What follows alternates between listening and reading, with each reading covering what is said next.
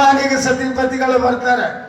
ರಸವಾಗಿ ಹೇಳಕ್ಕ ಸಮಯ ಇಲ್ಲದಿದ್ದರೂ ಕೂಡ ಚಂದಕ್ಕೆ ಕೇಳ್ರಿ. ಆದಮಾನಿ ಒಳಗ ಬಸವಣ್ಣನ ದೇವಸ್ಥಾನ, ನಂದಿ ದೇವಸ್ಥಾನದಾಗ ಬಂದು ಉಳಿದರು.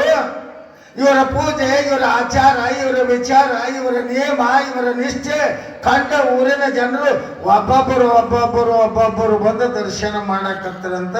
ಆ ಉಭಯ ದಂಪತಿಗಳಿಗೆ, ಶರಣ ದಂಪತಿಗಳಿಗೆ, ಶಿವ ಸ್ವರೂಪದ ದಂಪತಿಗಳಿಗೆ ಮಾತಾಡ್ರಿ. ಇವತ್ತು ಪುಣ್ಯ ನಿಮ್ಮ ಬಾಯಿದೆ ನೋಡ್ರಿ. ಬಪ್ಪಿದ್ರಲ್ಲ ಬಡಬಡ ಕೆಲಸ ಆಗ್ತವ. ಇಲ್ಲಾಂದ್ರೆ ನೀವು ಮಾತಾಡ್ರಿ, ನನಗೇನು ಸಿಟ್ಟಿಲ್ಲ. ಗಪ್ಪ ಕುಂತೀರಿ ಅಂದ್ರೆ ಎರಡಕ್ಕೆ ಮುಗಿತೇವೆ. ಇವತ್ತು ಪುರಾಣ ಮಾತಾಡಿದ್ರಂದ್ರೆ ಹೊತ್ತು ಅಂಟು 6ಕ್ಕೆ ಮುಗಿಸ್ತೀನ. 6ಕ್ಕೆ ಇವ ಹ್ಯಾಂಗ ಮಾಡೋದು 6ಕ್ಕತ್ತ ನೋಡಿ ಅಂತೀರೇನು? ನಮ್ಮ ಮಗದೇರು ನಗುಮುಖ ಅದ, ನಗುಮುಖ ಎಲ್ಲರದು ನಗುಮುಖ. ಊರಾಗ ಗಟ್ಟಿ ಚಂದ ನಕ್ಕೊಂತೇ ಮಾತಾಡ್ತೀರಿ ಎಷ್ಟು ಚಂದ. ಅದಕ್ಕೆ ನಗುವೆ ನಂದಾದೀಪ ಅಂದಂಗ ನಗೆ ಮುಖದಿಂದ ಸತಿಪತಿಗಳಿರುವರು ಶಿವ ಸ್ವರೂಪದ ದಂಪತಿಗಳು ನಂದಿ ಗುಡಿ ಒಳಗೆ ಬಂದು ಕುಳ್ತಾರೆ.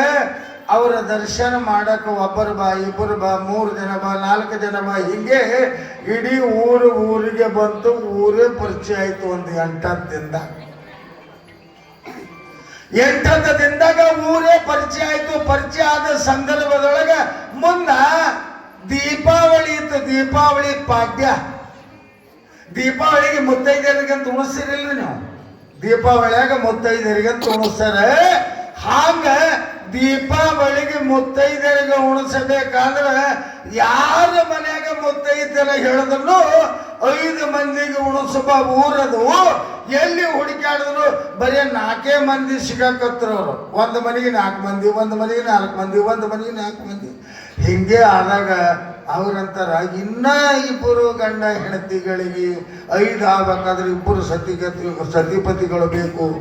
ಹ್ಯಾಂಗ ಮಾಡೋಣಂತ ತಿಳ್ಕೊಂಡು ಅಲ್ಲಿ ಯಾರೋ ಗುಡಿ ಒಳಗೆ ಬಂದಾರ ಮಹಾತ್ಮರು. ಅವರಿಗೆ ಹೇಳಿ ಬರೋಣ ಅಂತೇಳಿ ಊರು ಜನ ಎಲ್ಲ ಬಂದು ನಮ್ಮ ಮನೆಗೆ ಮುತ್ತೈತನಕ್ಕೆ ಬರ್ರಿ,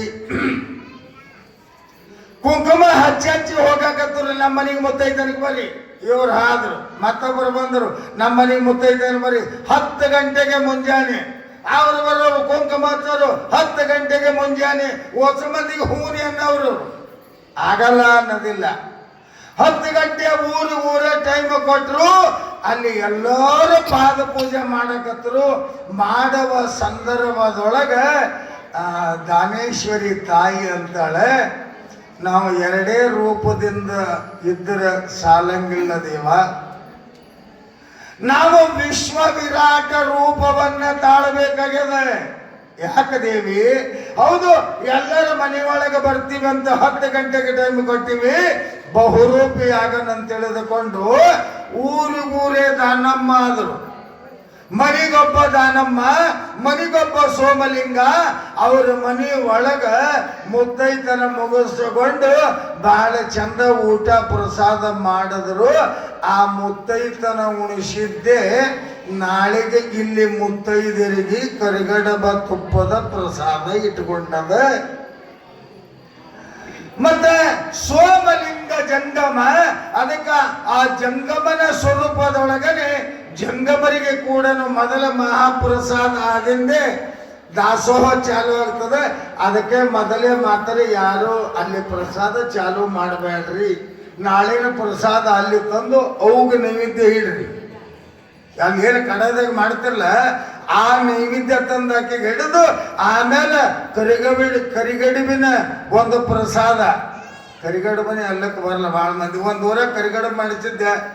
ಅವ ಊರು ಸಾವುಕಾರ ದೊಡ್ಡ ಮನುಷ್ಯನೇ ನಾಳೆಗೆ ನಮ್ಮೂರಾಗ ಊರಿಗೂರೇ